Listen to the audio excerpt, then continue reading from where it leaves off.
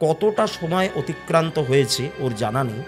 হঠাৎ ওর মনে হলো যে ওর দরজায় কেউ যেন একটা ধাক্কা দিচ্ছে।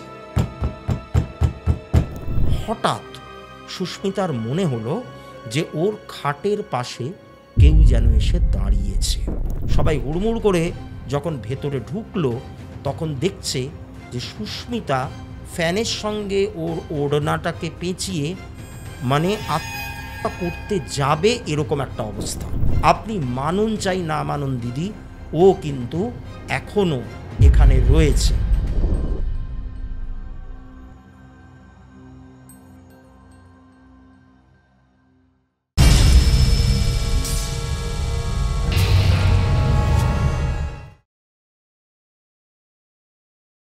নমস্কার দর্শক বন্ধুরা, ভূততন্ত্রে আপনাদের সকলকে আমি স্বাগত জানাই। শনিবার রাত 9টা আমি আবারও উপস্থিত হয়েছি একটি ঘটনা নিয়ে। আশা করি আপনারা প্রত্যেকে ভালো আছেন, সুস্থ আছেন, আনন্দে আছেন। আজকে যে ঘটনাটা বলতে চলেছি আমি, এইটা মানে খুব সম্প্রতি আমি জানতে পেরেছি এই ঘটনাটার ব্যাপারে। ব্যাপারটা কীরকম হয়, আমার সাথে 3 জন একসাথে যোগাযোগ করে, মানে 3 বান্ধবী বলতে পারেন। এনারা এখন একটু বেশি বয়স হয়ে গেছে, তো প্রত্যেকেরই সংসার আছে, বিয়ে করেছে, সেটেল হয়েছে লাইফে, এবং তারা মানে সুপ্রতিষ্ঠিত। এবার এই 3 জন বান্ধবী এরা যখন কলেজে পড়তো, মানে ওদের কলেজ জীবনের একটি ঘটনা ওরা আমাকে শোনায়, কারণ ওরা 3 জনেই আমার কাছে এসছিল একটু কনসালটেশনের ব্যাপারে। তা মানে কনসালটেশনটা একজনই করেছিল, কিন্তু তার সাথে আরও 2 জন এসেছিলো, মানে জাস্ট নর্মালি দেখা করার জন্য। মানে 3 জনেই খুব ক্লোজ ফ্রেন্ড, 3 জনেই এখন কলকাতায় থাকে। তো এবার এরা যখন কলেজে পড়ে তখন এদের সাথে একটা ঘটনা ঘটে, মানে এই 3 জনের মধ্যে থেকে মূলত একজনের সাথেই এই ঘটনাটা ঘটে, আর বাকিরা মানে বাকি যে 2 জন তারা প্রত্যক্ষদর্শী ছিল। তো এবার এই যে 3 জনের মধ্যে নামগুলো আমি একটুখানি বলি। একটি মহিলার নাম হচ্ছে শ্রেষ্ঠা, মানে আমার থেকে অনেকটাই জুনিয়র। আচ্ছা, একজনের নাম হচ্ছে শ্রেষ্ঠা, একজনের নাম মিতালি, আর একজনের নাম হচ্ছে সুস্মিতা। এবার এই সুস্মিতা বলে যে মেয়েটি, এর সঙ্গেই ঘটনাটা মূলত ঘটেছিল। এবং ঘটনাটা ঘটে মানে ওরা যখন কলেজে পড়ে, অর্থাৎ 2008 সালের ঘটনা আমি বলছি এটা। মানে কলেজে ওঠার একদম ফার্স্ট ইয়ারেই এই ঘটনাটা ওদের সঙ্গে ঘটে। তো আমি একটুখানি গোড়ার দিক থেকে শুরু করি। এই যে 3 জন মেয়ের নাম আপনাদেরকে বললাম, এরা 3 জনেই এখন কলকাতায় থাকলেও আগে এদের বাড়ি কলকাতার বাইরেই ছিল। এইবার দক্ষিণ কলকাতার একটা কলেজে ওরা পড়াশোনা করত এবং একটা হস্টেলে ওরা থাকতো। এইবার এই মিতালি আর শ্রেষ্ঠা এরা একদম সেশনের শুরুর দিক থেকেই কলকাতায় চলে আসে, কলেজে ভর্তি হয়, হস্টেলে থাকা শুরু করে। আর ওরা হস্টেলে ঢোকবার ঠিক 1 মাসের মাথায় সুস্মিতা আসে। এবার সুস্মিতার বাড়ি কলকাতার বাইরে, ও ছিল বহরমপুরের মেয়ে। তা বহরমপুর থেকে এখানে পড়তে এসেছিল। তা যা হয় আর কি, এখানে কোনো আত্মীয় স্বজন নেই এই শহরে, তাই ওকেও হস্টেলে থাকতে হয়। এইবার মিতালি আর শ্রেষ্ঠা যেই রুমটাতে থাকতো সেই রুমে এই সুস্মিতাও কিন্তু এসে ঢোকে, ওদের সঙ্গে রুম শেয়ার করে।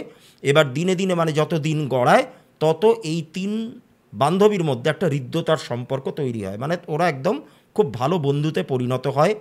একসাথে থাকা, খাওয়া, আনন্দ করা, পড়াশোনা করা, গ্রুপ স্টাডি করা, এই সমস্ত কিছু ওরা করতো। এবার এই যে সুস্মিতা বলে যে মেয়েটি, এ খুব মেধাবী ছাত্রী ছিল, পড়াশোনায় যথেষ্ট ভালো ছিল, খুব সিরিয়াস ছিল পড়াশোনার ব্যাপারে। অনেকক্ষণ ধরে পড়াশোনা করা, বাকিদের পড়াশোনায় কোনো সমস্যা হলে সেই জায়গাগুলো ধরিয়ে দেওয়া, বুঝিয়ে দেওয়া, প্রবলেমগুলোকে সলভ করে দেওয়া, এই মেন্টালিটি কিন্তু ওর মধ্যে একটা দেখা যেত। এইবার হঠাৎ করে কি হলো, এই সুস্মিতার সঙ্গে একটি ছেলের সম্পর্ক তৈরি হলো। যা হয় আর কি, ইয়াং বয়সে কলেজে উঠেছে সবে, এগুলো হতেই পারে। তা এবার সম্পর্কটা মানে খুব ঠিকঠাকভাবেই চলছিল, স্মুথলি চলছিল। তারপর সেই সম্পর্কটার মধ্যে, রিলেশনশিপটার মধ্যে একটা জটিলতা তৈরি হয়। সেই জটিলতাটা কিভাবে তৈরি হয় এটা এই মানে সেই ব্যাপারটা এই ঘটনাতে অতটা বেশি ম্যাটার করে না। সবথেকে বেশি যেটা ম্যাটার করে সেটা হচ্ছে যে এই জটিলতা তৈরি হওয়ার পর বা এই সম্পর্কটা যখন তাদের ভেঙে যায়, তারপর আস্তে আস্তে সুস্মিতার জীবনে কীরকমভাবে একটা দুঃসময়ের করাল ছায়া নেমে আসে, তাই নিয়েই মূল ঘটনাটা।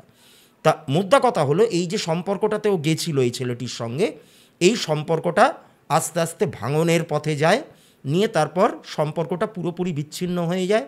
এবং এই যে ব্রেকআপটা, এই ব্রেকআপটা কিন্তু সুস্মিতার মনের ওপর বিরাট রকমের একটা আঘাত ফেললো, একটা প্রভাব ফেললো। মানে ও ব্যাপারটাকে কমপ্লিটলি একদম মেনে নিতে পারলো না, প্রচণ্ড রকম ডিপ্রেশনে চলে গেল, অবসাদের মধ্যে চলে গেল।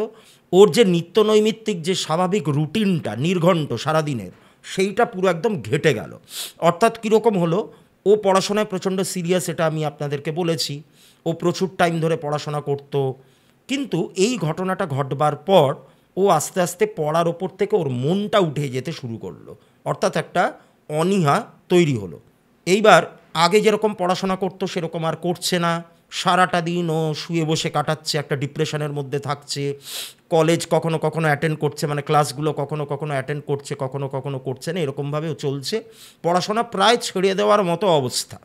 এইবার ওর যে বাকি দুই বান্ধবী মিতালি আর শ্রেষ্ঠা, এরা বারবার করে কিন্তু সুস্মিতাকে বোঝাতে শুরু করলো যে দেখ তুই এরকম করছিস কেন, একটা সম্পর্ক ভেঙে গেছে, এরকম অনেক সম্পর্ক আসবে, সম্পর্ক যাবে, এটা হয়, এটা একটা বয়সে এসে হয়। তা সেইগুলোকে এত গুরুত্ব দেওয়ার কিছু নেই, এইগুলোকে গুরুত্ব দিতে গিয়ে তুই তো নিজের কেরিয়ারটাকে নষ্ট করিস না এভাবে। তাই আমাদের কথাটা শোন, তুই আবার স্বাভাবিক অবস্থায় ফিরে আয়। প্রথম প্রথম একটুখানি কষ্ট হতে পারে, মন খারাপ হতে পারে, কিন্তু ব্যাপারটার মধ্যে অতটা ইনভলভড হোস না, নিজেকে অতটা এর মধ্যে জড়িয়ে ফেলিস না বা উজাড় করে দিস না এটার মধ্যে, তাহলে তোরই কিন্তু আখেরে ক্ষতি হবে। তো যাই হোক, তা এরকম ফেজ একটা দেখুন মানুষের জীবনে এলে পরে, তখন কিন্তু অন্যান্যেরা কি জ্ঞান দিচ্ছে, কি বোঝাচ্ছে না বোঝাচ্ছে, এই ব্যাপারটা কিন্তু অনেক ক্ষেত্রেই ম্যাটার করে না, বা এই মোটিভেশনগুলো অনেক ক্ষেত্রেই কাজ করে না। সুস্মিতার ক্ষেত্রেও কিন্তু সেটাই হলো। ওর দুই বান্ধবী শ্রেষ্ঠা আর মিতালির কথাগুলো ও সেইভাবে গুরুত্ব দিল না, ওই অবসাদের মধ্যেই থেকে গেল, ডিপ্রেশনের মধ্যেই থেকে গেল, ও যেরকমভাবে চলছিল সেরকমভাবেই চলতে থাকলো, বরং উত্তরোত্তর এই ব্যাপারগুলো আরও বাড়তে থাকলো ওর মধ্যে। এইবার এর মধ্যে একটা ঘটনা ঘটে, সেটা হলো ওরা যেই ঘরটাতে থাকতো, অর্থাৎ মিতালি, শ্রেষ্ঠা এবং সুস্মিতা যেই ঘরটাতে থাকতো, হস্টেল কর্তৃপক্ষ হঠাৎ একদিন জানায় যে ওই ঘরটাতে কিছু রিনোভেশনের প্রয়োজন আছে। ঘরটা এমনিতেই একটুখানি মানে দেওয়ালে নোনা ধরে গেছে, একটু ড্যাম্প ধরে গেছে, হ্যাঁ, মানে সিলিংয়ের অনেক দিকে ক্র্যাক ধরে গেছে। তা ওই ঘরটাতে একটুখানি রিনোভেশন, একটু রিপেয়ারিং মেনটেনেন্সের দরকার। তাই ওই ঘরটাকে খালি করে দিতে হবে, ওখানে রাজমিস্ত্রি এসে কাজ করবে। তা ওই ঘরটাকে খালি করে দিতে হবে, ওদেরকে অন্য কোনো একটা রুমে যেতে হবে। এবার অন্য রুম বলতে কি, মানে কোন রুম তাদেরকে দেওয়া হলো, ওই হস্টেলেরই, মানে ওরা আগে থাকতো একদম গ্রাউন্ড ফ্লোরটাতে, ওই হস্টেলেরই একদম ফার্স্ট ফ্লোর যেটা মানে দোতলা, সেই দোতলায় ওদেরকে রুম দেওয়া হলো। এবার এই রুম দেওয়ার ক্ষেত্রে একটা সমস্যা দেখা গেল। কীরকম সমস্যা, দোতলায় দুটো রুম অ্যাভেলেবেল ছিল। এবার ওরা হচ্ছে তিনজন, তা দুটো রুম থাকা মানে তো মানে ইজিলি অ্যাফোর্ড করে দেওয়া যায় বা অ্যাকোমোডেট করে দেওয়া যায়। কিন্তু ব্যাপারটা কীরকম হলো, মানে একটা ঘর, এই দুটো ঘরের মধ্যে একটা ঘর এরকম ছিল যেখানে শুধু দুজনই থাকতে পারবে, আর আরেকটা ঘর রয়েছে যেখানে একজন থাকার ব্যবস্থা। তার মানে এই তিনজন বন্ধু এবার তাদেরকে আলাদা আলাদা থাকতে হবে, অর্থাৎ দুজনে একটা ঘরে থাকবে আর বাকি একজনকে একটা ঘরে একা থাকতে হবে। এইবার সুস্মিতা কী করলো, সুস্মিতা একদম স্ট্রেট অ্যাওয়ে বলে দিল যে যেই ঘরটাতে সিঙ্গল রুম, যেখানে একজন থাকার প্রভিশন রয়েছে, আমি সেই ঘরটাতেই থাকব। এইবারে মিতালি আর শ্রেষ্ঠা বারবার করে ওকে বলছে যে তুই একটুখানি অপেক্ষা কর, আমি কর্তৃপক্ষের সাথে কথা বলি, সুপারিনটেনডেন্ট ম্যামের সাথে কথা বলি যে এমন কোনো ঘর অ্যাভেলেবল থাকবে কি না। এত বড় একটা হস্টেল, সেখানে কোথাও না কোথাও তিনজন থাকার মতো একটা ঘর থাকবেই, আমরা তিনজনেই একসাথে থাকবো, তুই এত তড়িঘড়ি করিস না।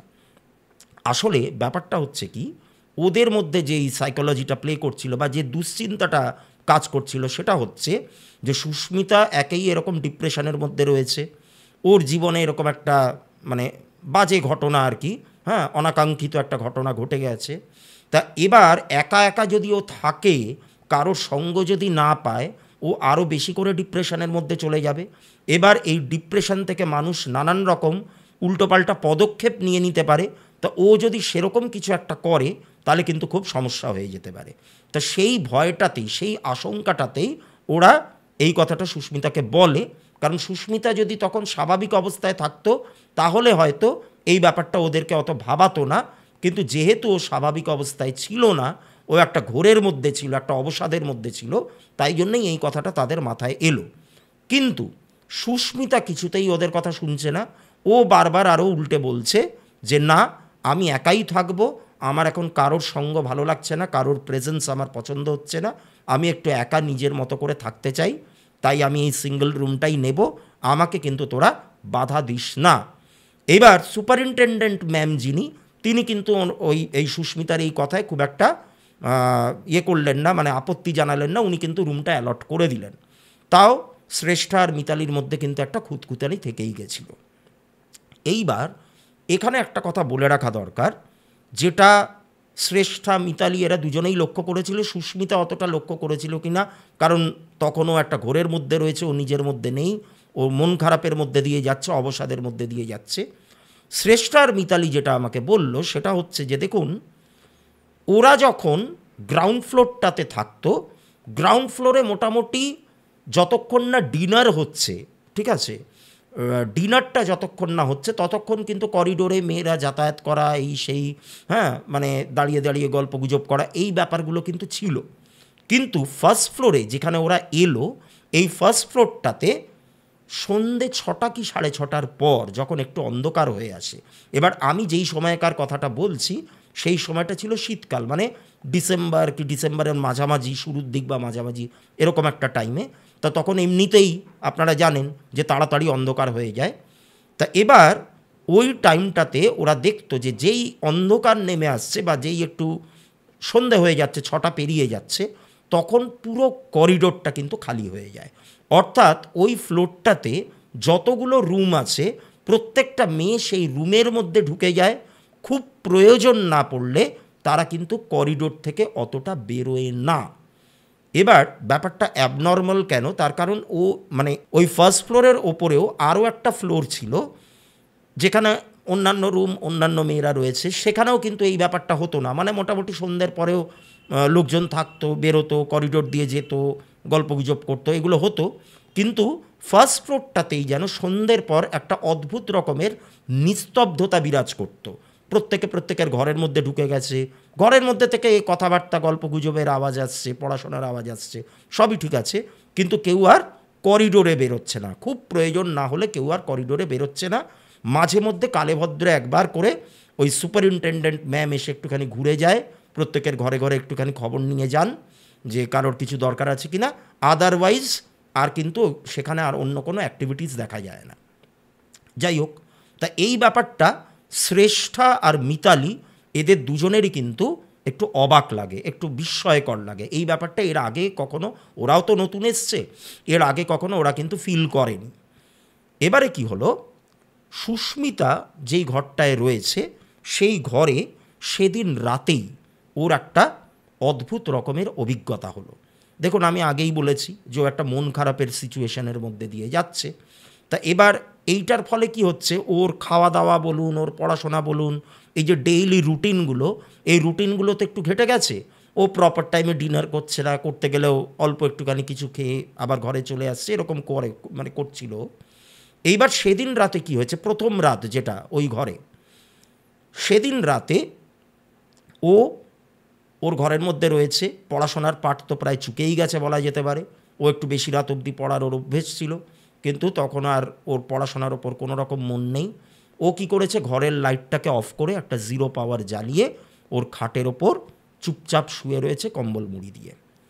এবার কতটা সময় অতিক্রান্ত হয়েছে ওর জানা নেই, হঠাৎ ওর মনে হলো যে ওর দরজায় কেউ যেন একটা ধাক্কা দিচ্ছে। এবার এই ধাক্কাটা অল টোটাল 3বার কেউ যেন ধাক্কালো, একটা নকিং সাউন্ড হলো, ঠিক নকিং বললে ভুল হবে, একটু ব্যাঙ্গিং সাউন্ড, মানে খুব সজোরে করাঘাত করলে একটা দরজার ওপর দুমদুম করে যদি কেউ বাড়ি মারে তাহলে যেরকম আওয়াজ হয়, ঠিক সেরকম একটা আওয়াজ কিন্তু ওর কানে আসে। এইবার ও বিছানা ছেড়ে উঠে মানে কম্বলটাকে সরিয়ে ভাবছে যে এত রাতে কে এলো, তাহলে কি শ্রেষ্ঠা আর মিতালি আবার ওর খবর নিতে এলো কি না, হতেই পারে। তা মনে মনে একটু বিরক্তও হচ্ছিল।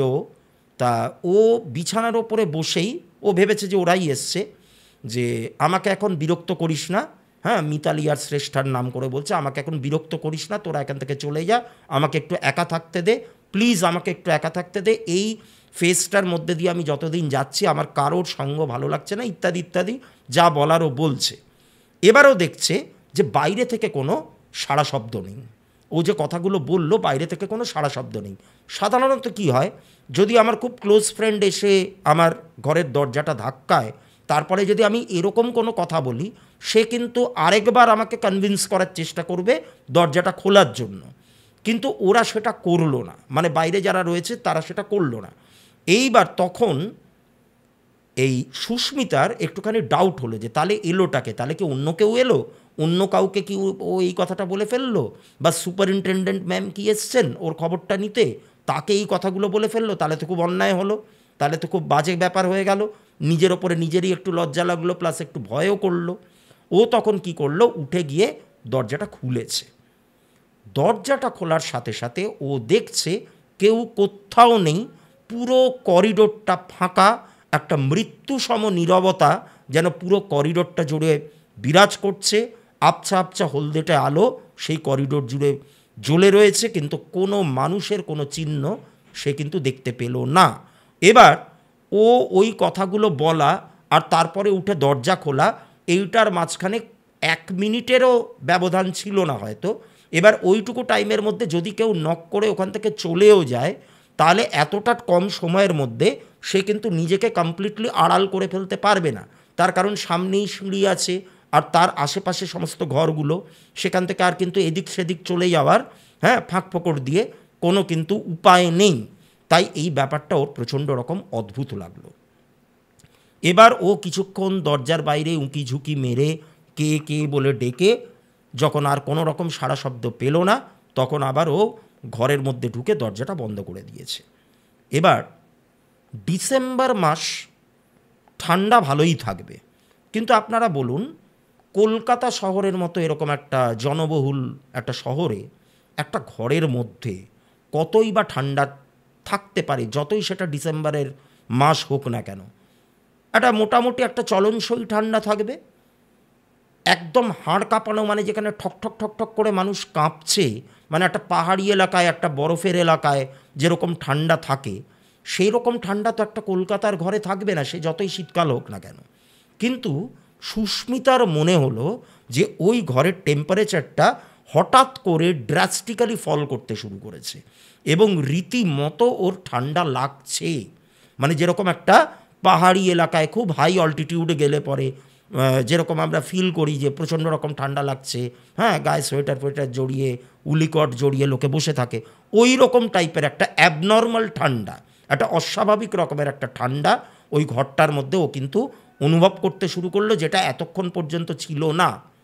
এইবার ও কী করলো, ও বিছানায় শুয়ে ও যে কম্বলটা জড়িয়ে শুয়েছিল সেটাকে দিয়ে ও পুরো শরীরটা প্রায় ঢেকে দিল, ঢেকে দিয়ে ও ঠকঠক করে কাঁপতে লাগলো, ঠান্ডায় ওর একটুখানি অস্বস্তি হতে লাগলো।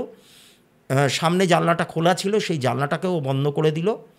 এইবার কিছুক্ষণ ওরকমভাবে শুয়ে থাকার পর হঠাৎ সুস্মিতার মনে হলো যে ওর খাটের পাশে কেউ যেন এসে দাঁড়িয়েছে।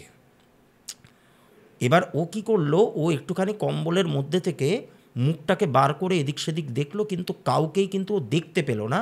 কিন্তু এটা ও স্পষ্ট অনুভব করলো যে ওর খাটের পাশটাতে কেউ একজন দাঁড়িয়ে রয়েছে। দেখুন, আপনারাও যদি কখনো শুয়ে থাকেন চোখ বোঝা অবস্থায়, হয়তো আধো ঘুম আধো জাগা বা ঘুমটা এখনও আসেনি সেভাবে, আপনারা এমনি নর্মালি শুয়ে রয়েছেন, আপনাদের খাটের পাশে অজান্তেও কেউ যদি এসে দাঁড়ায়, আপনাদের কিন্তু একটা ফিলিং হবে, একটা অনুভূতি হবে, একটা ভাইব্রেশন কাজ করবে। তো সুস্মিতার ক্ষেত্রেও সেটাই হলো, ওর মনে হলো যেন কেউ ওর খাটের পাশে এসে দাঁড়িয়ে রয়েছে, কিন্তু ও কাউকেই দেখতে পেল না। এইবার ওই অবস্থাতেই, শুয়ে থাকা অবস্থাতেই ওর হঠাৎ মনে হলো ওর খাটে ওর পাশে এসে কেউ একজন বসলো। এইবার ও কিন্তু এইবার রীতিমতো ভয় পেয়ে গেল, প্রচণ্ড রকম ভয় পেয়ে গেল, ঠকঠক করে ও কাঁপতে শুরু করলো। ওর আর ঘুরে তাকানোর সাহস হলো না যে কে আমার ঘরের পাশে আমার খাটে আমার পাশে এসে বসেছে, সেটা দেখবার মতো মনের সাহস কিন্তু ওর মধ্যে হলো না। ও প্রচণ্ড রকম ভয় পেয়ে গেল। আর এই মুহূর্তটাতেই ওর কী হলো, হঠাৎ করে ওর প্রেমিকের কথাটা মনে পড়ল, অর্থাৎ যার সঙ্গে ওর সদ্য ছাড়াছাড়ি হয়েছে, ব্রেকআপ হয়েছে, তা সেই ছেলেটির কথা ওর মনে পড়ল এবং মনে পড়ে ও কিন্তু প্রচণ্ড রকম কান্নাকাটি শুরু করে দিল। খুব দুঃখ হলো সুস্মিতার। অর্থাৎ সে মনে মনে ভাবলো যে আজকে যদি এই ছেলেটার সঙ্গে সম্পর্কটা আমার থাকতো, তাহলে আমি এরকম একটা পরিস্থিতিতে, আমার প্রচণ্ড ভয় লাগছে, এরকম একটা পরিস্থিতিতে আমি ওকে কল করতে পারতাম, ওর সঙ্গে কথা বলতে পারতাম, তাহলে আমি একটুখানি কনফিডেন্স পেতাম, মনের সাহসটা ফিরে পেতাম, সেটাও আজকে, সেই রাস্তাটাও আজকে আমার বন্ধ, এরকম ইত্যাদি ইত্যাদি নানান রকম সেন্টিমেন্টাল বা ইমোশনাল কথাবার্তা ওর মাথার মধ্যে আসছে, আরও খুব আবেগপ্রবণ হয়ে পড়েছে, প্রচণ্ড কান্নাকাটি করছে, ওই ফুপিয়ে ফুপিয়ে কাঁদা আর কি। এইবার হঠাৎ ওর মনে হলো, যখন এইগুলো ভাবছে আর মন খারাপ করছে আর কাঁদছে, হঠাৎ ও অনুভব করলো ওর মাথায় একটা কেউ স্পর্শ করেছে, একটা ঠান্ডা শীতল হাতের একটা স্পর্শ ওর মাথায় কেউ একটা করেছে, এবং সেই হাতটা, সেই অদৃশ্য হাতটা যেন ওর পুরো মাথায় হাত বুলিয়ে দিচ্ছে। এবারে কি হলো, এই অভিজ্ঞতা হলে পরে যে কারোরই ভয় লাগার কথা, সুস্মিতারও তাই হলো, তার কোনো ব্যতিক্রম হলো না। কিন্তু অদ্ভুতভাবে কিছুটা সময় অতিক্রান্ত হওয়ার পর ওর ভয়টা যেন ধীরে ধীরে চলে গেল, আর একটা অদ্ভুত রকমের মানসিক শান্তিও কিন্তু অনুভব করতে শুরু করলো ওই মাথায় হাত বোলানোর ফলে। কে হাত বোলাচ্ছে, কে ওর ঘরের মধ্যে প্রবেশ করেছে, ও কিচ্ছু বুঝতে পারছে না, ও কিচ্ছু জানে না, কোনো প্রশ্নের উত্তর ওর কাছে নেই। তা সত্ত্বেও ওর মনে হচ্ছে যে ওর ভেতরে যে কষ্টগুলো, যে দুঃখগুলো দলা পাকিয়ে যেন একদম উঠে আসছিল, সেই ব্যাপারটা আস্তে আস্তে কমে যাচ্ছে। ও একটা অদ্ভুত শান্তির জগতে প্রবেশ করছে। ওই অদৃশ্য হাতের স্পর্শ ওর মাথায় হাত বুলাতে বুলাতে যেন ওর শরীরের মধ্যে থেকে সমস্ত রকমের জ্বালা যন্ত্রণা সব শুষে নিতে শুরু করেছে। এবার এই করতে করতে একটা টাইমে সুস্মিতার কিন্তু দু চোখের পাতা সত্যিই ভারী হয়ে এলো, দু চোখ বুজে ও ঘুমের দেশে পাড়ি দিল। ঘুম ওর ভাঙল একদম সকালে গিয়ে। এবার সকাল যখন হয়েছে, সাধারণত ও মানে কলেজে যাওয়ার থাকলে পরে 6:30 7টার মধ্যে উঠে পড়ে, কারণ 8:30 থেকে ওদের কলেজ স্টার্ট হতো।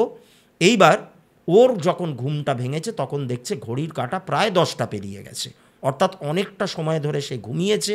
এবার ইদানিং ব্যাপারটা এরকমই, মানে এটাই খুব স্বাভাবিক হয়ে গেছিল ওর লাইফে, কারণ এই ব্রেকআপের পর ও কলেজ যাওয়ার ক্ষেত্রে বা ক্লাস অ্যাটেন্ড করার ক্ষেত্রে প্রচণ্ড ইরেগুলার হয়ে গেছিলো, একটা ইরেগুলারিটি চলে এসেছিলো ওর মধ্যে, একটা কি বলবো, একটা পাংচুয়ালিটির অভাব ওর মধ্যে চলে এসেছিলো, দেরি করে ঘুম থেকে ওঠা, হ্যাঁ, ঘুম ভাঙলেও বিছানার ওপর পড়ে থাকা ঘন্টার পর ঘন্টা, এই ব্যাপারগুলো ওর মধ্যে ছিল।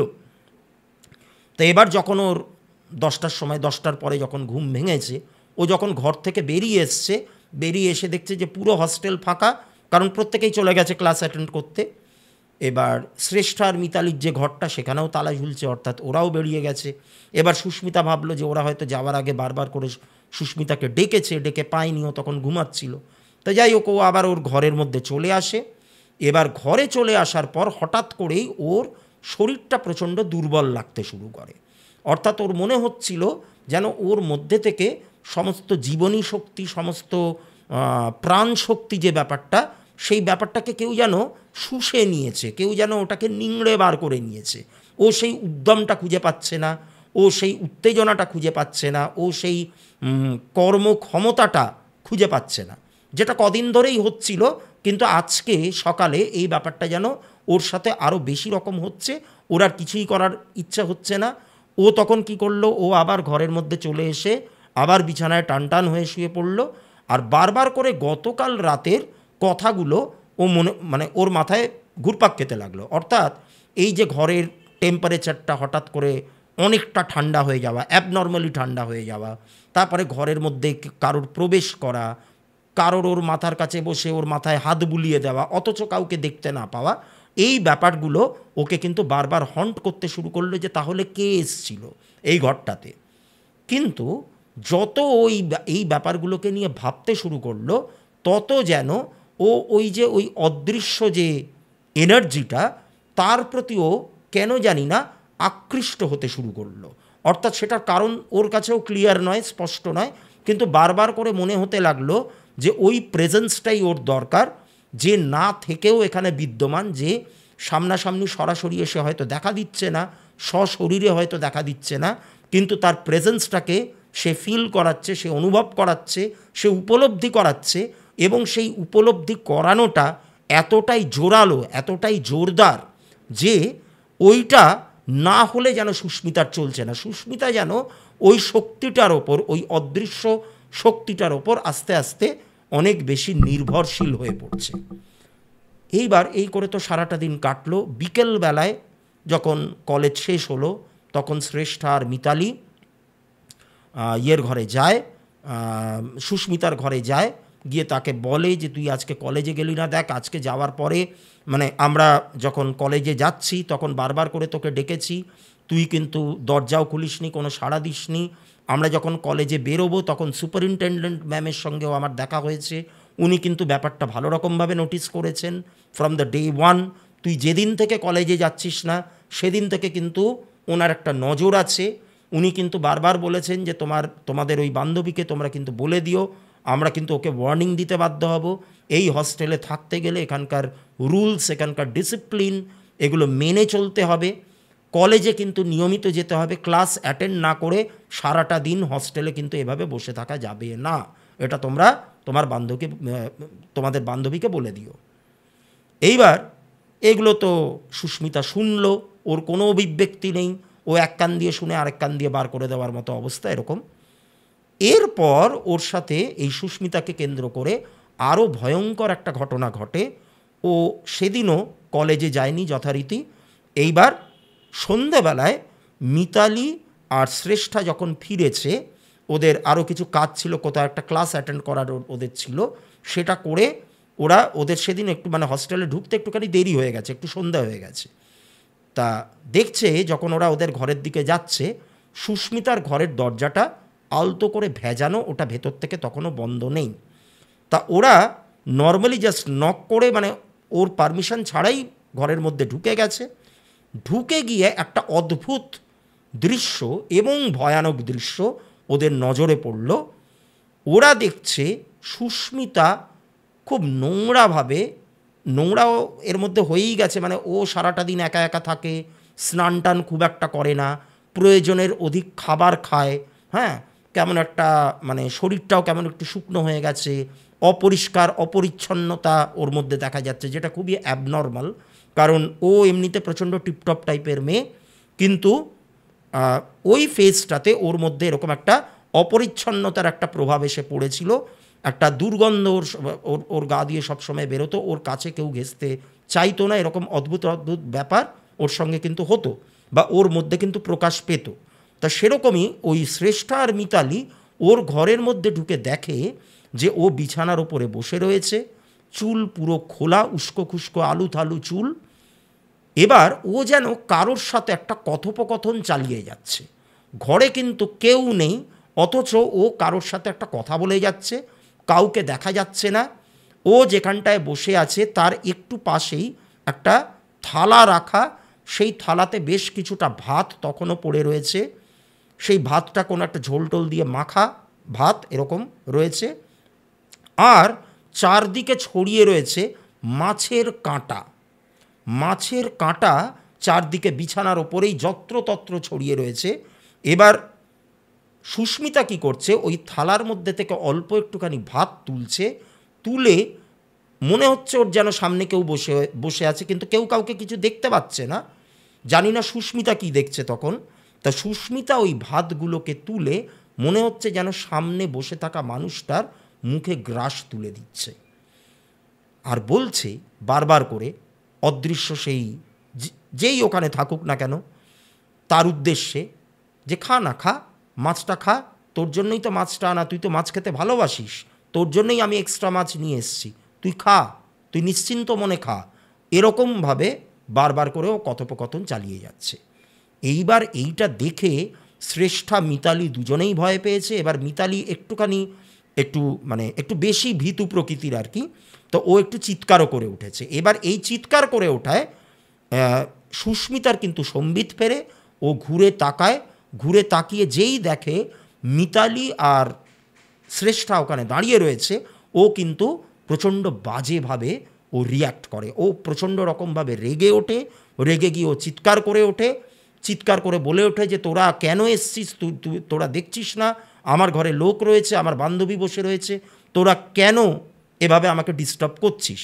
তা তখন শ্রেষ্ঠা বলে যে বান্ধবী বসে রয়েছে মানে তুই কি বলছিস সুস্মিতা, তোর কি মাথা খারাপ হয়ে গেল। এবারে দেখুন এ প্রসঙ্গে একটা কথা বলে রাখি, এই ঘটনাটা যখন ওরা ন্যারেট করছে, এই যে ব্যাপারগুলো মানে সুস্মিতার সাথে যে ব্যাপারগুলো ঘটেছিল সেগুলো কিন্তু ওরাই বলছে। সুস্মিতার কিন্তু এই ব্যাপারগুলোর অধিকাংশই মানে ধরে রাখুন 95 to 99% ঘটনাগুলো ওর কিন্তু এখন আর মনে নেই। তো যাই হোক, তা এবার এটাই হয় মানে প্যারানর্মাল অ্যাক্টিভিটি হলে পরে বা বিশেষ করে কোনো স্পিরিট পজেশন, পার্শিয়াল পজেশন, এই ব্যাপারগুলো হলে পরে কিন্তু সেই ফেসটার মেমোরিটা কিন্তু থাকে না, স্মৃতিটা কিন্তু তখন মানুষের মনের মধ্যে থাকে না, এটা কিন্তু দেখা যায়। এবারে কি হলো, ও তো এরকমভাবে রিয়্যাক্ট করলো, তা তখন ওই শ্রেষ্ঠা বলল যে তুই কি বলছিস সুস্মিতা, তোর কি মাথা খারাপ হয়ে গেল, তোর ঘরে তো কেউ নেই, তুই কাকে ভাত খাওয়াচ্ছিস, তুই কার সাথেই কথা বলছিস। তা তখন ওই সুস্মিতা উল্টে শ্রেষ্ঠাকে বলছে যে আমার মাথা খারাপ হয়নি, তোর চোখ খারাপ হয়ে গেছে, তুই দেখছিস না আমার সামনে পিউ বসে আছে। এবার এই ঘটনাটা যখন ঘটছে, চিৎকার চেঁচামেচি যখন হচ্ছে, ইন দ্য মিনওয়াইল মানে শ্রেষ্ঠার মিতালি অতটা বুঝতেও পারেনি, অন্যান্য ঘর থেকে কিন্তু মেয়েরা বেরিয়ে এসে সেখানে জটলা করেছে। এবার এই যে মেয়েগুলো যেগুলো মানে যারা ওই ফ্লোরটাতে থাকে তারা প্রত্যেকেই কিন্তু সিনিয়র, মানে কম্পেয়ার টু শ্রেষ্ঠা, মিতালি আর সুস্মিতা, এরা প্রত্যেকেই সিনিয়র, তাই এদের সঙ্গে বিশেষ একটা মেলামেশা এরা করে না, বনিবনা খুব একটা হয় না, বা মিশতে গেলেও একটুখানি সংকোচ বোধ হয়। মানে জানেনই একটা হস্টেলের সিনিয়ররা, হ্যাঁ মানে জুনিয়রদেরকে এক হাত নেওয়া এই ব্যাপারটা একটু আছে, একটু ডমিনেট করার ব্যাপার, তাই এরা একটু ডিস্টেন্স মেনটেন করেই চলতো। তা এই সিনিয়ররাও কিন্তু ওখানে এসে ভিড় জমিয়েছে, ওরাও সুস্মিতার কর্মকাণ্ড মানে কাণ্ড কারখানা দেখে যাচ্ছে। আর যখনই ও ওই নামটা উল্লেখ করলো যে দেখতে পাচ্ছিস না আমার সামনে আমার বান্ধবী পিউ বসে আছে, এই পিউ নামটা শুনে ওরা কিন্তু একদম মানে একদম বিদ্যুৎ গতিতে ওদের ঘরের মধ্যে ঢুকে দরজা টরজা সমস্ত বন্ধ করে দিল। এইবার মিতালি আর শ্রেষ্ঠা ভয়ে তো পেয়েইছে, ওরা তখন কি করবে, সুস্মিতাকে এই অবস্থা থেকে বার করতে হবে। ওরা তখন চলে গেছে নিচে সুপারিনটেনডেন্ট ম্যামের রুমে, গিয়ে পুরো ঘটনাটা ওনাকে ওরা বলল। ম্যাম কি করলেন, আরও দুজন মহিলা কর্মীকে নিয়ে ওপরে এলেন। এবার সুস্মিতা কি করেছে, ততক্ষণে দরজাটা ভেতর থেকে বন্ধ করে দিয়েছে। এবার ওনারা এসে বারবার করে দরজা ধাক্কাচ্ছে, কোনোভাবেই দরজা খোলা হচ্ছে না। অন্যান্য মেয়েদেরকে আবার ডাকা হলো, তারা আবার ভয়ে আসতে চাইছে না অনেকে। শ্রেষ্ঠার মিতালি প্র্যাকটিক্যালি কিছুই বুঝতে পারছে না যেখানে কি হচ্ছে ব্যাপারটা, এরা এতই বা কেন ভয় পেয়ে রয়েছে, এই পিউ বলে যে মেয়েটা এই বা কে, এরকম ইত্যাদি ইত্যাদি নানান প্রশ্ন তাদের মাথার মধ্যে ঘুরপাক তখন খাচ্ছে। কিন্তু তাদের কাছে তখন মানে মানে প্রধান ব্যাপারটা হচ্ছে ওদের বান্ধবী সুস্মিতাকে ওই অবস্থা থেকে বার করা, কারণ ওরা বুঝতে পারছে যে কিছু একটা গণ্ডগোল ওর সঙ্গে কিন্তু হচ্ছে। এবারে কি হলো, লাস্টে মানে দরজা যখন সুস্মিতা একেবারেই খুলছে না, বাইরে থেকে বারবার করে ডাকা হচ্ছে, ওকে ওয়ার্নিং দেওয়া হচ্ছে, সুপারিনটেনডেন্ট ম্যাম বারবার করে ওকে ভয় দেখাচ্ছেন যে তুমি যদি দরজা না খোলো তোমাকে হস্টেল থেকে বার করে দেবো ইত্যাদি ইত্যাদি। তা কোনো কিছুতেই যখন কোনো কাজ হচ্ছে না, তখন ওই নিচে যিনি সিকিউরিটি গার্ড ছিলেন এরকম দুজন ব্যক্তি, তাদেরকে ডাকা হলো। সেই দুজন সিকিউরিটি গার্ড, নিরাপত্তারক্ষী, তারা এসে বললেন যে আর কিছু করার নেই, এই দরজাটা ভাঙতে হবে, দরজাটা না ভাঙলে ওকে কিন্তু ওখান থেকে বের করা যাবে না, মানে সুস্মিতাকে ওখান থেকে কিন্তু বার করা যাবে না। তো যেমন ভাবা তেমন কাজ, ধাক্কানো হলো, অনেক রকমভাবে জোর খাটানো হলো, শারীরিক বল প্রয়োগ করা হলো, করে আলটিমেটলি সেই দরজাটা ভাঙা হলো। সবাই হুড়মুড় করে যখন ভেতরে ঢুকলো, তখন দেখছে যে সুস্মিতা ফ্যানের সঙ্গে ওর ওড়নাটাকে পেঁচিয়ে মানে আত্মহত্যা করতে যাবে এরকম একটা অবস্থা। তা ওই অবস্থায় ওকে আটকানো হলো, ওকে জাপটে ফাপটে ধরে ওখান থেকে নামানো হলো। আর ও এদিকে তারস্বরে চিৎকার করে যাচ্ছে, অশ্লীল ভাষা প্রয়োগ করছে, ওর গলার স্বরও কিন্তু অনেকটা বদলে গেছে। এইবার সবাই মিলে জোর খাটানোর ফলে আস্তে আস্তে ও একটু নিস্তেজ হয়ে পড়ল। তারপরে দেখা গেল যে ও জ্ঞান হারিয়েছে, অর্থাৎ সুস্মিতা জ্ঞান হারিয়েছে। এইবার প্রত্যেকটা মেয়ে তো তখন নিজেদের ঘরে আবার তড়িঘড়ি চলে গেল। এবার শ্রেষ্ঠা আর মিতালি করিডোরে দাঁড়িয়েছিল, নিরাপত্তারক্ষী যারা দুজন ছিলেন তারা বললেন যে তোমরাও তোমাদের ঘরে চলে যাও, এখানে বেশিক্ষণ দাঁড়িও না। এবার শ্রেষ্ঠাকে নিয়ে নিচের ঘরে চলে যাওয়া হলো। সুপারিনটেনডেন্ট ম্যাম বললেন যে আজকের রাতটাও আমার ঘরেই থাকবে, দেখা যাক কী হয়। এইবার শ্রেষ্ঠা আর মিতালির মনে একটা ইনকুইজিটিভনেস তৈরি হলো যে ওকে তো নিয়ে যাওয়া হলো সুপারিনটেনডেন্ট ম্যামের ওখানে, তা আমরা একটু গিয়ে দেখি যে ও কেমন আছে, ওর জ্ঞান ট্যান ফিরল কি না। তা 10-15 মিনিট পর ওরা আবার নিচে নেমেছে। এবার নিচে নেমে ওরা নর্মালি ওই সুপারিনটেনডেন্ট ম্যামের ঘরে প্রবেশ করতে যাচ্ছিল, কিন্তু একটা কথোপকথন ওদের কানে আসায় ওরা হঠাৎ করে কিন্তু স্থির হয়ে দাঁড়িয়ে যায় এবং আড়ি পেতে ওই কথোপকথনটা ও শুনতে থাকে ওরা। এবার কাদের কাদের গলার আওয়াজ পাওয়া যাচ্ছে, একটা ভয়েস ছিল হচ্ছে সুপারিনটেনডেন্ট ম্যামের, আরেকটা ভয়েস হচ্ছে ওই হস্টেলেই যিনি রান্না করেন সেই মাসি, আর ঠিকে কাজ টাজ করেন বা ফাইফরমাস যে মানে হস্টেলের যে যাবতীয় যে কাজকর্মগুলো যেগুলো করেন সেই রকম আরেকজন মহিলাও কিন্তু ওখানে ছিলেন। মোট 3 জন। এবার এই 3 জনের মধ্যে কথোপকথন হচ্ছে। তা ওই রান্নার যিনি মাসি তিনি ওই সুপারিনটেনডেন্ট ম্যামকে বলছেন যে দিদি ওকে এই ঘরটা কেন দিতে গেলেন, আপনি জানেন না ওই ঘরটার মধ্যে কি হয়েছিল? তা তখন সুপারিনটেনডেন্ট ম্যাম বলছেন যে দেখো এর আগেও তো একজন এসে থেকেছে, হ্যাঁ সে ভয় পেয়ে ঘরটাতে থাকতে পারেনি ঠিকই, কিন্তু তার সঙ্গে তো এরকম বাড়াবাড়ি হয়নি, ওর সাথে যে এরকম বাড়াবাড়ি হয়ে যাবে এটা তো আমার ধারণা ছিল না, আমার কল্পনারও বাইরে ছিল, তাই জন্য আমি দিয়ে দিয়েছিলাম ঘরটা। তা তখন রান্নার মাসি তিনি বলছেন যে না না দিদি আপনি এই কাজটা একদম ঠিক করেননি, আপনি জানেন না ওই ঘরটাতে কী ভয়ঙ্কর ঘটনা ঘটেছিল। তো আপনি হয়তো এই ব্যাপারগুলো মানবেন না, আপনি শহুরে মানুষ, কিন্তু আমরা পাড়া গায়ে শুনে এসেছি যে এরা কিন্তু সহজে স্থান ত্যাগ করে না, ঠিক আছে, মানে নর্মাল কথাবার্তা হচ্ছে। তা এরা কিন্তু এরকম স্থান ত্যাগ করে না, একটা জায়গার মধ্যেই ওরা আবদ্ধ থাকে, ওই জায়গাটাতেই ওরা ঘুরে বেড়ায়। তো আপনি কিন্তু এই কাজটা ঠিক করেননি। এবার যেটা বোঝা গেল আলোচনার মাধ্যমে যে এই সুপারিনটেনডেন্ট মহিলা ইনি কিন্তু একটু নাস্তিক গোছের, একটু যুক্তিবাদী গোছের, এই সমস্ত ব্যাপারগুলো মানে প্যারানর্মাল ব্যাপারগুলো অন্তত উনি খুব একটা মানেন না। ঈশ্বর বিশ্বাসী কিনা সেটা বলতে পারবো না, কিন্তু এই ভূত প্রেতের ব্যাপারগুলো বলুন বা এই যে নেগেটিভ এনার্জি, প্যারানর্মাল অ্যাক্টিভিটি, এই ব্যাপারগুলো উনি খুব একটা মানেন না। উনি বললেন যে দেখো আজে বাজে কথা একদম বলবে না, মানে ওই দুজনের উদ্দেশ্যে আজে বাজে কথা একদম বলবে না। আমি এই হস্টেলে অনেক দিন ধরে আছি, এই যে ঘটনাটা তোমরা বলছো এটা ঘটে গেছে প্রায় 1.5 থেকে 2 বছর আগে, তারপরেও আমি এই হস্টেলে রয়েছি। আমি অনেকবার রাতের দিকে সন্ধ্যের দিকে যখন চারিদিক ফাঁকা হয়ে যায় দোতলাটা, আমি তখন দোতলায় যাই, আমি করিডোর দিয়ে অনেকবার টহল দিয়েছি, মেয়েরা তাদের মতো তাদের নিজেদের মতো ঘরের মধ্যে রয়েছে, তাদের কোনো প্রবলেম হয় না। আমি ওই ঘরটার পাশ দিয়ে পাস করেছি যেখানে সুস্মিতা ছিল এই কটা দিন, আমার কিন্তু কোনো দিন কোনো রকম অভিজ্ঞতা হয়নি। আসলে তোমরা ওই ঘরটাকে নিয়ে এত গুজব রটিয়েছ আর এত একটা ভয় মানুষের মধ্যে ইনজেক্ট করে দিয়েছ যে তার ফলে এই সমস্ত অস্বাভাবিক ব্যাপারগুলো বা আচরণগুলো ওরা করতে থাকে, ওরা ওই ঘরটাতে থাকতে গেলে ভয় পায়। আসলে ব্যাপারটা পুরোটাই মনের। তা তখন ওই কাজের লোক যিনি ছিলেন সেই মাসিটা তিনি বলছেন যে দিদি আপনি তো এগুলো মানবেন না, আমি অনেক সময় সন্ধ্যাবেলায় তো আমি ওই জায়গাটা অ্যাভয়েডই করি, এমনকি সকালবেলায় পর্যন্ত যখন পুরো কলেজ মানে পুরো হস্টেল ফাঁকা হয়ে যায়, সবাই ক্লাস অ্যাটেন্ড করতে চলে যায়, আমি তো তখন ওপরে উঠি, ওই করিডোরটা ঝাঁট দিই, ওখানে আমি একটুখানি নেতা বুলিয়ে দিয়ে আসি, একটু ফিনাইল টিনাইল দিয়ে পরিষ্কার করে দিয়ে আসি।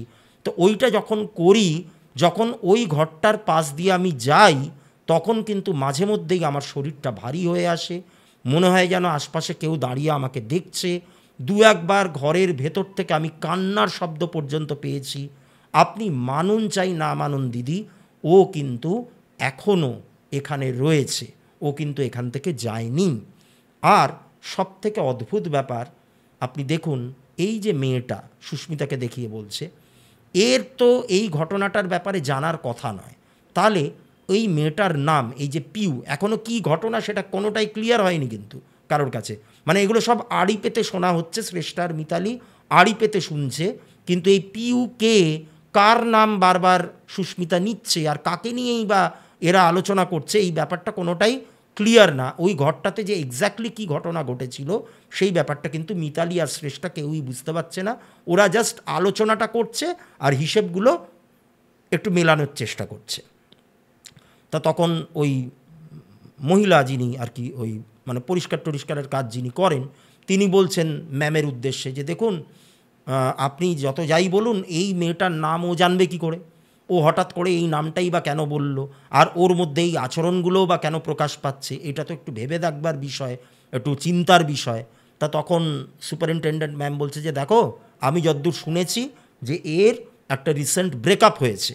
এবার কলেজ লাইফে অল্প বয়স, হ্যাঁ, মন খারাপ হওয়ারই কথা, দুঃখ হওয়ারই কথা, তাই ব্রেকআপটা হয়েছে বলেই এই সমস্ত এই অবসাদ, এই ডিপ্রেশন, এই মানসিক ব্যারাম, এই ব্যাপারগুলো ওর মধ্যে দেখা যাচ্ছে। এটা কদিন গেলে অটোমেটিক্যালি ঠিক হয়ে যাবে। আমি এরকম বহু হস্টেলে সুপারিনটেন্ডেন্টের কাজ করেছি, এই হস্টেলেই আমার প্রায় 5 থেকে 6 বছর হতে চললো কাজ করেছি। আমার এখানে প্রচুর অভিজ্ঞতা এই ফিল্ডে। আমি অনেক মেয়েকে দেখেছি আমার কর্মজীবনে, তাদের সাইকোলজি আমি যথেষ্ট ভালো করে বুঝি। ও একটুখানি সুস্থ হয়ে উঠুক, তারপরে ওর এই ব্রেকআপ হওয়া, এই অবসাদ, এই ডিপ্রেশন, এই সব ভূত আমি ওর মাথা থেকে নামাবো, ওর ঘাট থেকে নামাবো। ও আমার অভিজ্ঞতার কাছে ও কিচ্ছু করতে পারবে না, আমি ঠিক ওকে একদম সোজা পথে নিয়ে আসবো। এরকম বলে টোলে তো ব্যাপারটা এ হলো। এবার ইন দ্য মিনওয়াইল কী হয়েছে, শ্রেষ্ঠা আর মিতালি ওপরে উঠে এসছে। ওরা এবার নিজেদের মধ্যে বলাবলি করছে ঘরের মধ্যে ঢুকে, যেটা কি হলো, কি শুনলাম, তার মানে ঘরটাতে কি ঘটেছিল এককালে। তা এবার শ্রেষ্ঠা বলছে যে এটা তো কলেজে খোঁজ নিয়েই জানা যাবে, কিন্তু এই যে সব সিনিয়ররা যারা রয়েছে তারা ঠিকঠাক আমাদেরকে কিছু বলবে কি না সেটাও তো জানি না। এদের সঙ্গে কথা বলতে গেলেও ভয় লাগে, কখন কি র্যাগিং ট্যাগিং শুরু করে দেবে, হ্যাঁ, কিসের থেকে কি একটা খোরাক বানিয়ে ফেলবে, তখন একটা মুশকিলের মধ্যে পড়ে যাব। আমার বাবা এগুলোতে খুব ভয় হয়, আমি এগুলো অত জানতে টানতে পারবো না। তুই যদি পারিস, মানে ও বলছে অন্যজনকে যে তুই যদি পারিস তাহলে তুই একটুখানি খোঁজ খবর নে। এবার এরা যখন নিজেদের মধ্যে কথাবার্তা বলছে শ্রেষ্ঠা আর মিতালি, তখন হঠাৎ করে বাইরে থেকে দরজা ধাক্কানোর শব্দ।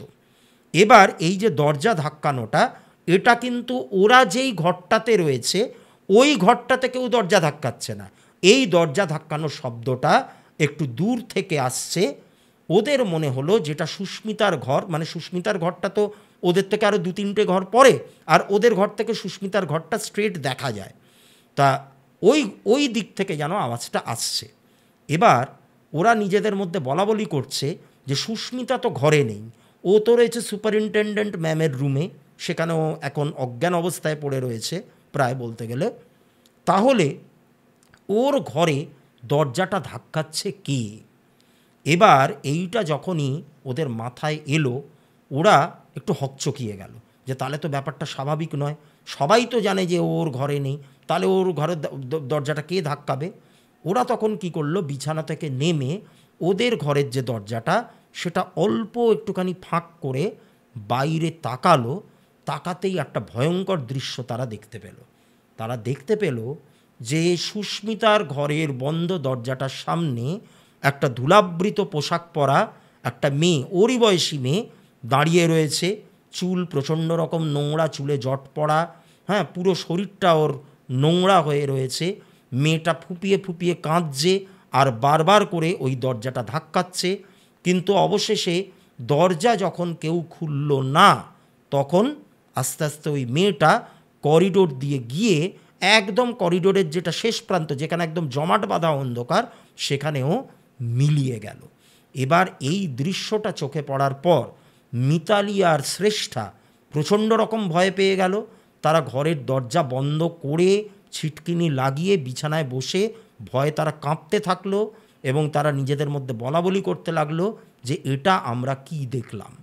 এরপর যেটা হলো, পরের দিন সকালে শ্রেষ্ঠা আর মিতালি নিচে নেমেছে কলেজে যাওয়ার, মানে কলেজে যাওয়ার ক্লাস অ্যাটেন্ড করবে, তা নিচে নেমেছে। নিচে নেমেই প্রথমে ওরা সুপারিনটেন্ডেন্ট ম্যামের ঘরে গেছে, গিয়ে জানতে চেয়েছে যে ওই সুস্মিতা কেমন আছে। তা তখন ম্যাম বলছে যে দেখো, সুস্মিতার জ্ঞান কিন্তু এখনও ফেরেনি, ওর প্রচণ্ড রকম জ্বর, ওকে সিক রুমে শোয়ানো হয়েছে, ডাক্তার এসে দেখে গেছেন, কিছু ওষুধপত্র দিয়েছেন, বলেছেন যে সন্ধ্যের মধ্যে যদি জ্বর না কমে তাহলে কিন্তু ওকে হসপিটালাইজ করতে হবে। আমরা ওর বাড়িতে কিন্তু একটা খবর দিয়েছি, ওর বাড়ি থেকে লোক আসছে। এইবার কলেজ শেষ হওয়ার পর যখন মানে শ্রেষ্ঠা আর মিতালি ওই হস্টেলে ফেরে, তখন দেখে যে হস্টেলের সামনে একটা গাড়ি দাঁড়িয়ে রয়েছে এবং সুস্মিতার বাবা এবং ওর এক দাদাকে ওরা দেখতে পায়।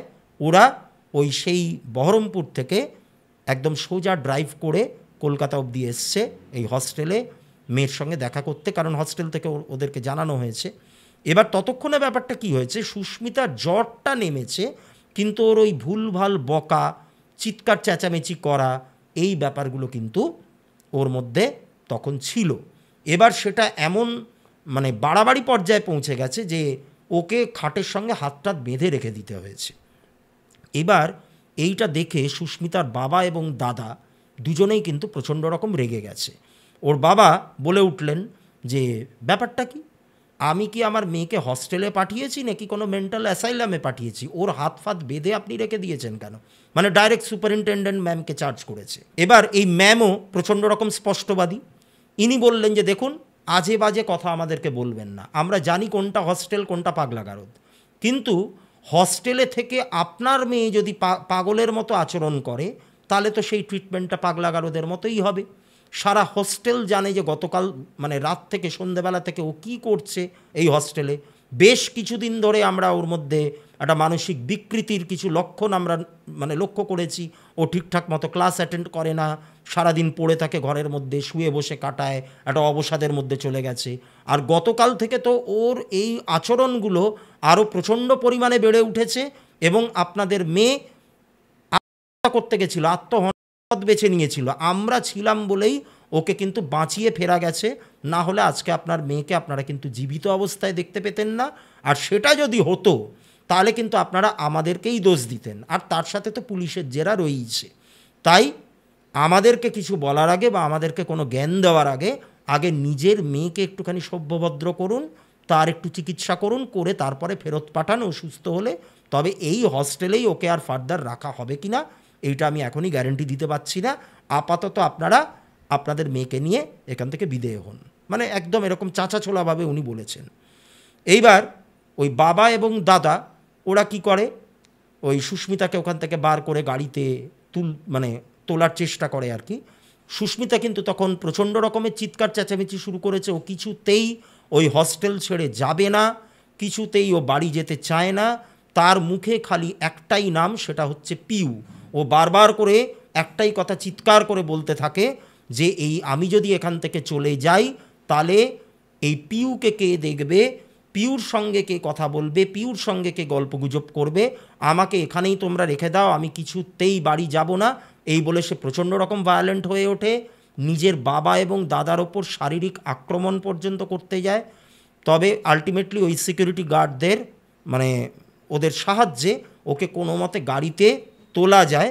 এবার গাড়িতে উঠেও সুস্মিতা কী করছিল, ওই জানলার বাইরে দিয়ে তাকিয়ে উঁকি মেরে দোতলায় ও যে ঘরটায় থাকতো সেই ঘরের জানলাটা ওদিক থেকে দেখা যাচ্ছে, ওই জানলার দিকে বারবার করে তাকিয়ে ও কিন্তু পিউর নামটাই নিতে থাকে।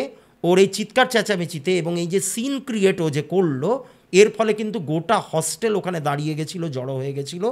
হ্যাঁ, এবং সবার মধ্যে ওই পিউর নামটা শুনে সবার মধ্যে কিন্তু একটা আতঙ্ক, একটা ভয়ের ছাপ কিন্তু নজরে পড়ছিল।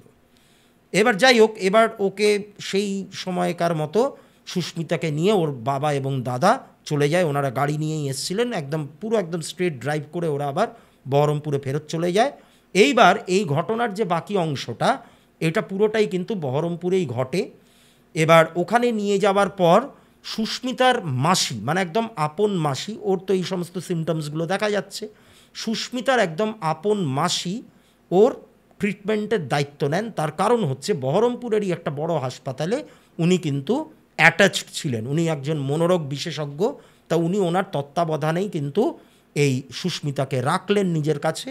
কিন্তু সেই সুস্মিতা ক্রমাগত পিউর নাম নিতে থাকে, পিউকে সে চোখে হারাচ্ছে, ইত্যাদি ইত্যাদি তার মধ্যে হচ্ছে। এবার এই যে সমস্যাটা তত্ত্বাবধানে রাখার পরেও বা বিভিন্ন রকমের ডায়াগনোসিস করার পরেও কোনো কিছু অ্যাবনর্মাল কিন্তু সুস্মিতার মধ্যে থেকে ধরা পড়ল না।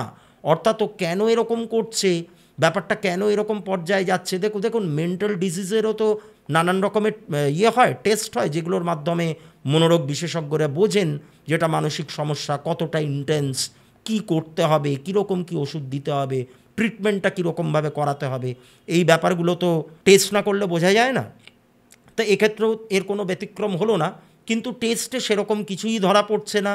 অনেক কাউন্সেলিং করা হলো, অনেক কিছু করা হলো, হসপিটালে অ্যাডমিট রাখা হলো, কিন্তু কিছুতেই সুস্মিতাকে কিন্তু সুস্থ করা গেল না। সে কিন্তু বারবার ওই পিউরই নাম নিচ্ছে, বারবার করে বলছে যে পিউর কাছে আমাকে যেতে দাও, পিউর কাছে আমি চলে যাব। এবং এর মধ্যেও কিন্তু ওই হাসপাতালে থাকা অবস্থাতেই ও বার কতক আত্মহত্যা করবার একটা অ্যাটেম্প্ট ও কিন্তু নেয়, চেষ্টাও করে, কিন্তু সেই চেষ্টা সফল হয় না। তার কারণ ওর ঘরটাতে, মানে ওকে যে কেবিনটাতে রাখা হয়েছিল সেখানে কিন্তু 24 ঘন্টা একজন নার্সকে কিন্তু বসিয়ে দেওয়া হয়েছিল, মানে সবটাই ওর মাসিই করেছিল আর কি ওর জন্য। তো এরকমভাবে সমস্যা যখন দিনে দিনে আরও বাড়তে থাকলো, সুস্মিতার শরীর যখন একদম শুকিয়ে যেতে লাগলো, মানে ওকে আর চেনা যায় না এরকম একটা অবস্থা, তখন সুস্মিতার মা একদিন ওর বাবাকে বললেন যে দেখো, আমরা তো মানে বিজ্ঞানের সাহায্য নিয়ে বা মেডিকেল সায়েন্সের সাহায্য নিয়ে আমরা তো চিকিৎসাটা করছি আমাদের মেয়ের, কিন্তু তাতে তো সেরকম একটা কোনো উন্নতি আমরা দেখতে পাচ্ছি না, বরং আরও বেশি অবনতির দিকে চলে যাচ্ছে। তা আমি কি একটুখানি অন্যরকমভাবে ব্যাপারটাকে ভাববো বা অন্যরকমভাবে ব্যাপারটার একটু চেষ্টা করব আমার মেয়েকে সুস্থ করে তোলার। তা তখন সুস্মিতার বাবা বললেন যে অন্যরকম বলতে তুমি ঠিক কী বলতে চাইছো, সেটা একটু আমাকে বলো তো। তা তখন ওর মা বললেন যে দেখো, আমরা আমাদের বাড়ি থেকে বেশ কিছুটা দূরত্বে, মানে 1-1.5 ঘন্টার দূরত্বে একটা কালী মন্দির আছে, যেখানে একজন গুণিন রয়েছেন। এই গুণিনের সন্ধান কিন্তু আমি তোমার বোনের থেকেই পেয়েছি, মানে ওনার যিনি ননদ আর কি, সুস্মিতার মায়ের যিনি ননদ, মানে সুস্মিতার পিসি, তার থেকেই আমি পেয়েছি। তা তাকে আমি ব্যাপারটা বলেছি, মানে সে আমাকে বলেছে যে আমাকে ওখানে নিয়ে যাবে, আমি একটুখানি ওনার সঙ্গে কথা বলে দেখব, কারণ আমার বোনই তো চিকিৎসা করছে, আমার বোনের ওপরে তো আমারই সবথেকে বেশি ভরসা করার কথা। কিন্তু যখন দেখছি যে ব্যাপারটা কোনোভাবেই কন্ট্রোলে আনা যাচ্ছে না, নিয়ন্ত্রণে আনা যাচ্ছে না, উল্টে সেটা আরও বেশি করে দাউ দাউ করে জ্বলে উঠছে দাবানলের মতো, তাহলে তো আমাকে ব্যাপারটা নিয়ে একটুখানি ভাবতেই হবে। কারণ মেডিকেল সায়েন্স যেখানে ফেল করে যায় সেখানে অন্যরকমভাবে মানুষ ভাবে। তা এবার সুস্মিতার বাবা এমনিতেই ব্যাপারগুলো অতটা মানতেন না, তা উনি ভেতরে ভেতরে একটুখানি ক্ষুণ্ণ হলেন নিজের স্ত্রীর ওপর, কিন্তু তাও মুখে কিছু বললেন না, কোনো রকম বারণ করলেন না, কারণ ওনার মেয়ের আচরণ দেখে ওনারও প্রচণ্ড রকম মানে দুশ্চিন্তা হচ্ছিল, একটা উদ্বিগ্নতার মধ্যে, একটা উদ্বেগের মধ্যে তিনি কিন্তু ছিলেন। এইবার পরের দিন সকালে তিনি পারমিশন দিয়ে দিলেন তার ওয়াইফকে যে ঠিক আছে তুমি যাও।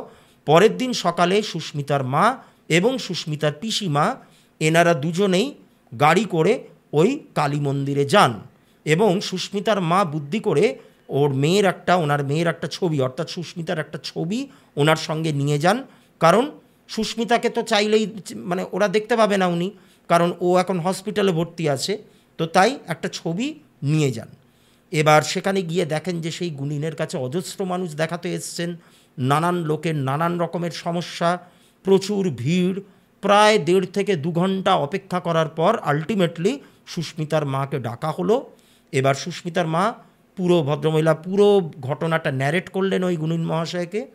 এবার সেই গুণিন মহাশয় সুস্মিতার যে ছবিটা, সেই ছবিটা নিলেন, চোখ বুজে মন্ত্রপাঠ করলেন, কী সব বিড়বিড় করলে, মানে কী সব বললেন, অনেক কিছু বোঝার চেষ্টা করলেন, প্রায় 15 থেকে 20 মিনিট সেই ছবিটাকে স্টাডি করলেন, করে মানে ওনার যেই সমস্ত পদ্ধতি, ওই সব দিকে যে পদ্ধতিগুলো হয় সেটা দিয়ে স্টাডি করার চেষ্টা করলেন, করে আলটিমেটলি বললেন যে দেখুন, আপনাদের মেয়ের ওপর নজর পড়েছে হচ্ছে গলাশির।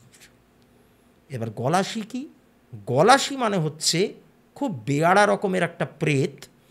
কোনো ব্যক্তি যদি করে মারা যায়, বিশেষ করে গলায় দড়ি দিয়ে যদি মারা যায়, মানে গলায় যদি আত্মহত্যার পথ সে বেছে নেয় এবং সেটা যদি সে সাকসেসফুলি করতে পারে, তার যে বিদেহীটা সেটা গলাশিতে পরিণত হয়।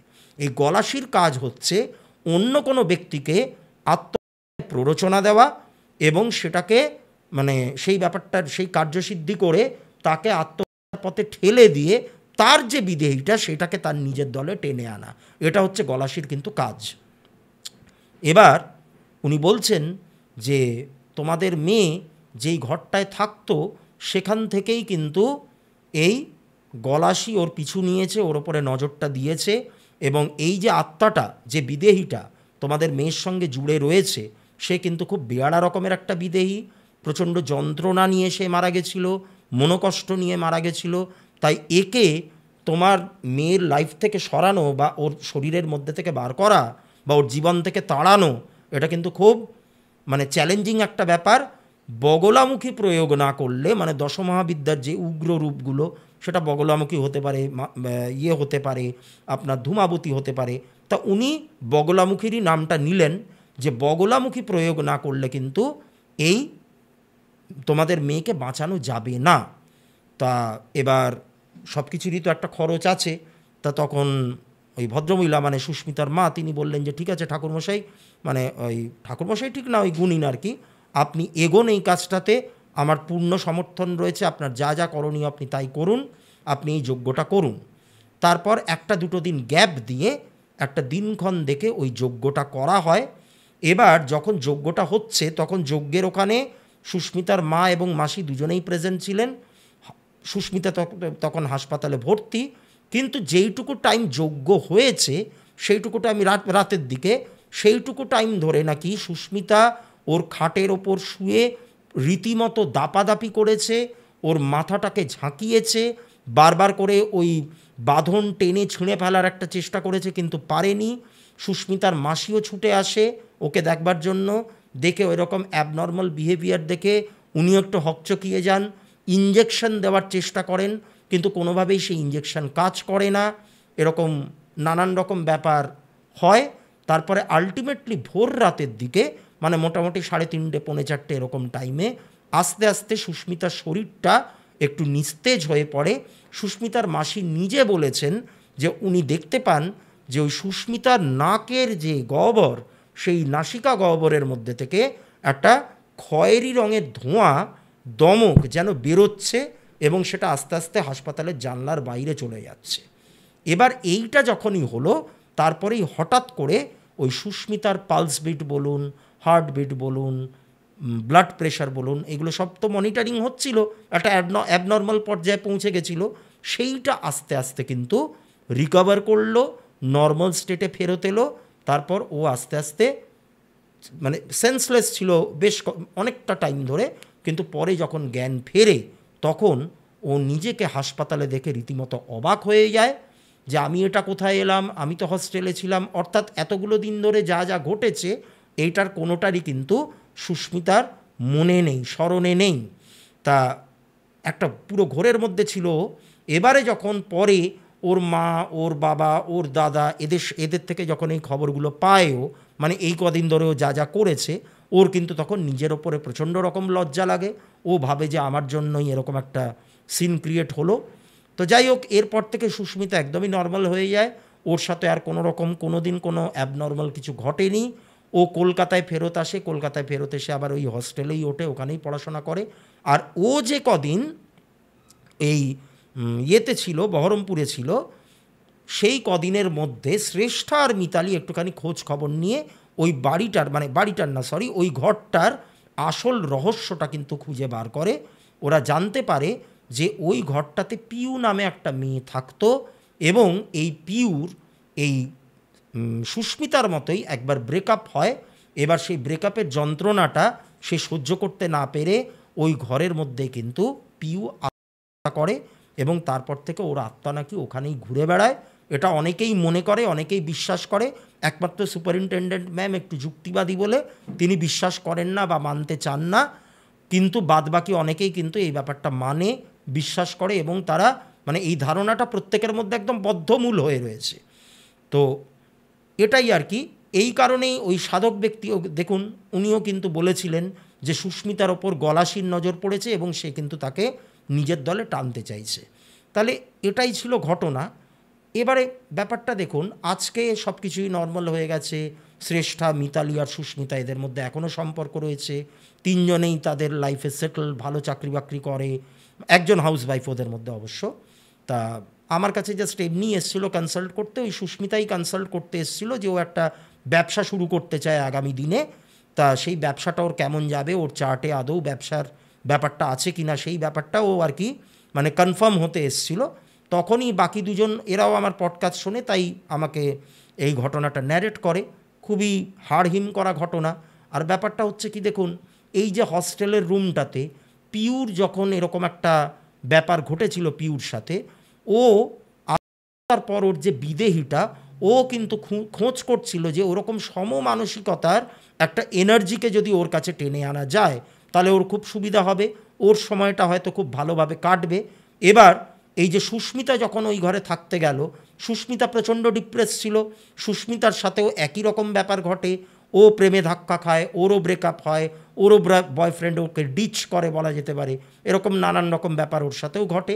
তা তখনই ওই পিউ হয়তো মানে সিদ্ধান্ত নিয়েই নিয়েছিল যে যেহেতু ওর সাথেও আমার মতোই ঘটনা ঘটেছে, তাই ওকে আমি আমার দলে টানবো, সেটা যে কোনো পন্থাতেই হোক না কেন। তা প্রেতেদের মধ্যে কিন্তু এই স্বভাবটা লক্ষ্য করা যায়। ওরা কিন্তু এই একটা টার্গেট এদের মধ্যে থাকে যে কীরকমভাবে আমরা আমাদের দলটাকে ভারী করব। তাই কোনো ঘরে ঢোকার আগে, এটা তো সবার পক্ষে সম্ভব না, একটুখানি সেই ঘরের এনার্জিটা, সেই ভাইব্রেশনটা, সেটা নানান রকম উপায় আছে বোঝবার, বাস্তু দিয়ে উপায় আছে, নানান রকম তন্ত্রের পদ্ধতি দিয়ে উপায় আছে, এঞ্জেল থেরাপি দিয়ে আছে, আমাদের পেন্ডুলাম ডাউজিং দিয়ে আছে, নানান রকমভাবে বোঝা যায়। কিন্তু সেটা সবার পক্ষে তো করা সম্ভব নয়। যারা এই ফিল্ডে রয়েছে, যারা এই ব্যাপারগুলো জানেন, অভিজ্ঞতা যাদের ভালো, তাদের ক্ষেত্রেই মানে তারাই একমাত্র এই সাবধানতাগুলো অবলম্বন করেন। বাকিদের ক্ষেত্রে আর কি আর করা যাবে, যাদের কপালে ভোগান্তি রয়েছে তাদের এরকম ভোগান্তি হবে। তো এই ছিল হচ্ছে আজকের ঘটনা। আবারও সামনের শনিবার রাত্রি 9টায় আপনাদের সঙ্গে দেখা হবে আরও একটি ঘটনা নিয়ে। আপনারা যদি আমাকে ঘটনা পাঠাতে চান তাহলে ডেসক্রিপশন বক্সে দেওয়া নম্বরটিতে আমার সঙ্গে যোগাযোগ করুন। ওই নম্বরে হোয়াটসঅ্যাপ আছে, আপনারা হোয়াটসঅ্যাপে মেসেজ করতে পারেন, ঘটনা লিখে পাঠাতে পারেন, ভয়েস মেসেজ করতে পারেন, অথবা আমাকে ডাইরেক্ট কলও করতে পারেন। আপনাদের ঘটনাগুলো যদি আমার প্রচণ্ড রকম রোমহর্ষক মনে হয় তাহলে অবশ্যই এই চ্যানেলে দাঁড়িয়ে আমি আপনাদের ঘটনাটাকে শেয়ার করব। আবারও দেখা হচ্ছে সামনের শনিবার রাত 9টায়। আপনারা আপনাদের কাছে যা যা ঘটনা আছে সেগুলো আমাকে লিখে পাঠান, আমাকে হোয়াটসঅ্যাপ করতে পারেন, আমাকে ভয়েস মেসেজ করতে পারেন, যা যা আপনার সুবিধা লিখেও পাঠাতে পারেন। তাহলে আজকে এই পর্যন্তই। আবার সামনের শনিবার দেখা হবে নতুন কোনো ঘটনা নিয়ে। আপনারা সকলে ভালো থাকবেন, সুস্থ থাকবেন। নমস্কার।